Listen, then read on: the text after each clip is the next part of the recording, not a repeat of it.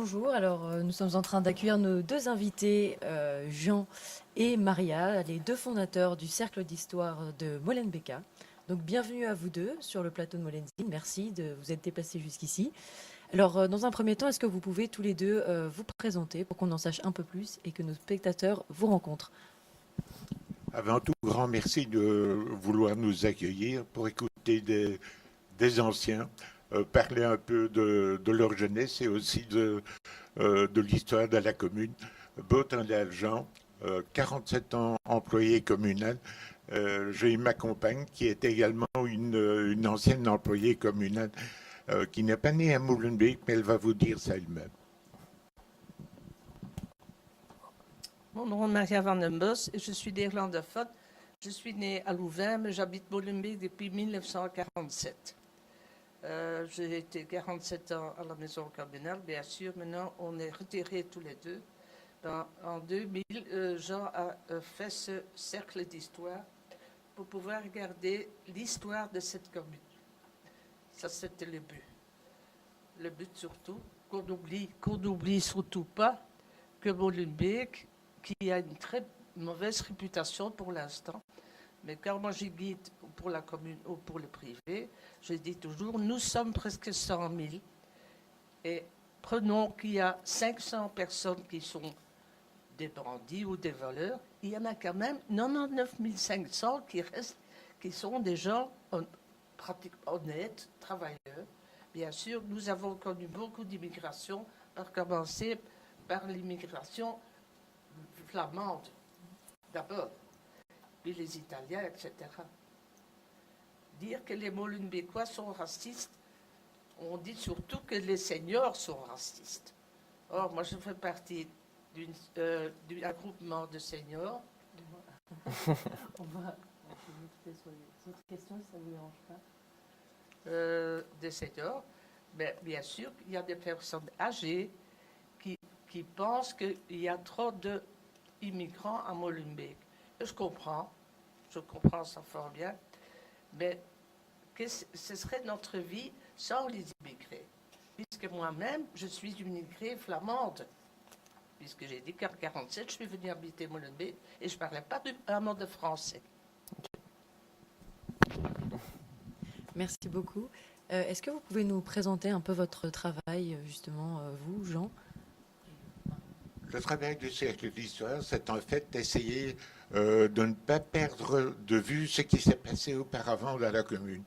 Ça permet d'expliquer l'évolution de notre commune depuis les périodes les plus anciennes jusqu'à aujourd'hui, et ça permet de comprendre aussi cette évolution. Pourquoi on en parle, pourquoi on tient aussi à rappeler ces événements anciens qui sont importants pour comprendre ce qui se passe aujourd'hui. Je donnerai un peu plus d'informations concernant l'immigration tout de suite. Alors justement, à propos de Molenbeek, quel type d'activité vous proposez? Est-ce qu'il y a des activités pour les jeunes, comme ce qu'on est en train de faire actuellement ici? Les activités de Molenbeek sont ouvertes à toutes les personnes, quelle que soit leur culture, quel que soit leur âge. La volonté, c'est d'être ouvert à tout le monde, d'être multiculturel, d'avoir comment je vais dire, d'établir un dialogue entre les personnes qui détiennent des éléments d'histoire et les jeunes qui souhaitent obtenir des informations.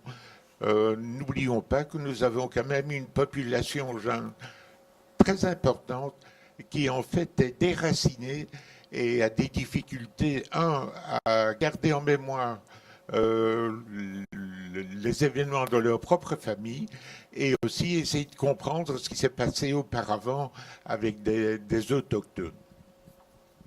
Merci beaucoup. Pour terminer cette petite interview, est-ce que vous pouvez nous dire quelques mots sur le ressenti que vous avez à Molenbeek, puisque vous nous avez dit que vous vivez ici depuis de nombreuses années? En ce qui concerne de Molenbeek, on a parlé, c'est un élément important de parler d'immigration. Si on veut comprendre l'immigration au Molenbeek, il faut retourner un peu dans le temps. Et Molenbeek a toujours été une commune d'accueil et une commune d'accueil pour des personnalités et des populations qui connaissent des difficultés. Les gens ne viennent ici que parce qu'ils connaissent des difficultés chez eux et ils essayent d'avoir disons, un environnement qui leur est meilleur, plus favorable et qui permet aussi de développer et d'exprimer leur propre personnalité. On va remonter un petit peu dans le temps.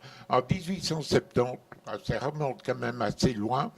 Bon, il y a la Commune de Paris, il y a des problèmes en France, il y a la guerre avec les Allemands ou certaines populations allemandes. Et que font ces gens qui vivent la population de la Commune de Paris? Mais ils viennent s'établir à Molenbeek, ils viennent se réfugier chez nous. Donc en 1870 déjà, on peut parler de réfugiés qui viennent chez nous. Par après, c'est un mouvement constant. Chaque fois qu'il y a des problèmes dans un pays, les gens viennent facilement à Molenbeek, ce qui prouve aussi que la population locale, quelle qu'elle soit, a quand même tendance à être ouverte. Et ceci, c'est constant. On a eu les événements de 14-18, on a eu les événements de 40-45, mais des populations de l'Est de l'Europe sont venues chez nous parce qu'elles connaissaient des problèmes dans leur propre pays, au point de vue des guerres qui se passent partout. Et ça, c'est l'élément qu'il faut combattre, c'est combattre la guerre. C'est essayer de comprendre pourquoi les gens y sont et admettre qu'on ait des opinions différentes. À vouloir que tout le monde pense la même chose, c'est de la dictature. Ça n'est pas une façon de vivre ensemble. D'ailleurs, lorsque vous vivez ensemble, vous et votre compagne, est-ce que vous êtes toujours du même avis ? Merci beaucoup d'avoir accepté de répondre à nos questions. Je vous remercie d'être venu sur le plateau de Molenzine. Et puis, on va enchaîner avec la suite et notamment avec mon collègue Adam. Bien, l'émission arrive à sa fin, malheureusement. J'espère que cette rencontre vous aura plu. N'hésitez pas à revenir nous voir au prochain live de Molenzine, le 3 avril, sur notre page Facebook. C'est avec beaucoup de plaisir que je vous dis à la prochaine et merci.